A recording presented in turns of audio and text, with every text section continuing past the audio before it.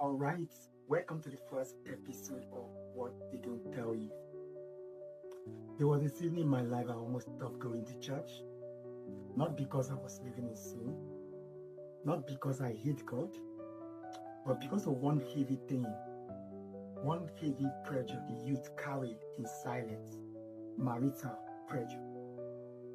You know this scenario when you're in church and the pastor is preaching, he's talking about marriage, and all of a sudden he said, if you're a young man up to the age of 30, you're not yet married, stand to your feet.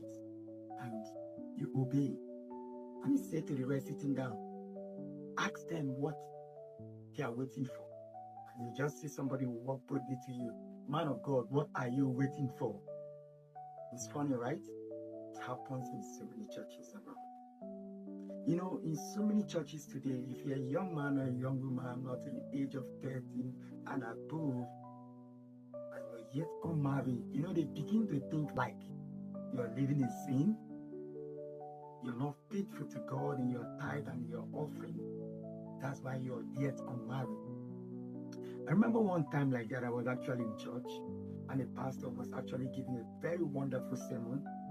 Talks about character in society, and he was actually addressing the young girls. And he said something striking. He said, you know, from the age you as a girl, from the age of 18 to 30, it's next to impossible for you to find a man that was good.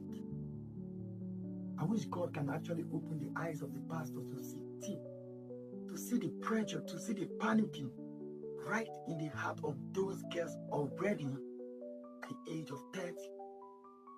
Because the one sitting close to me, I can actually see her body expression. Like, oh God, why me? At the end of the message, this year you're getting married. And I heard a thunderous amen behind. But you know what shocked me? Was a little girl. She just 16 or 17 thereabout. I saw her screaming amen from the top of her lungs, as if marriage was the destiny God programmed for her. At the age of 16, 17, she's already panicking to be chosen by men, not by God. Instead of thinking how to develop herself, how to discover her purpose, how to impact life, make the most of her to the youthful age, she's already panicking to be chosen. But I don't blame her. She was only responding to what she felt, to the message that was taught. And that is the sad reality of today. Many young people are running into marriage not because they are ready, but because they are being pressured by prophecy.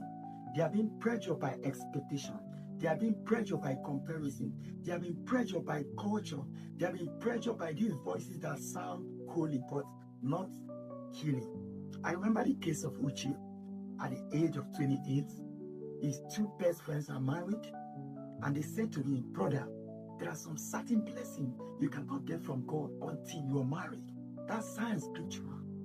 And Uche had an opportunity, 3 million naira, no investment, no asset, no shares. Because his friends are married, that pressure, he took 3 million naira, get married. After 2 years, the rest of the story was sad and pathetic.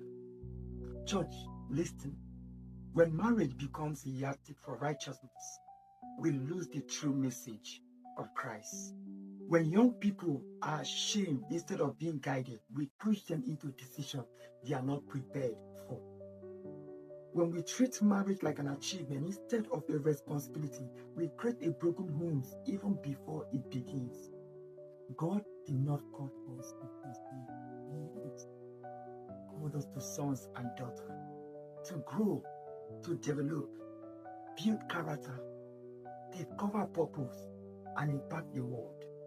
See, marriage is a beautiful thing, but marital pressure is destroying people's confidence, their peace, and even their relationship with God. See, young man, young woman, you're not late, you're not cursed, you're not behind schedule. God is not using your marital status to measure your spiritual growth. You're becoming, you're growing at the right time, in God's time. Your own story will unfold. Thank you. like and share this video with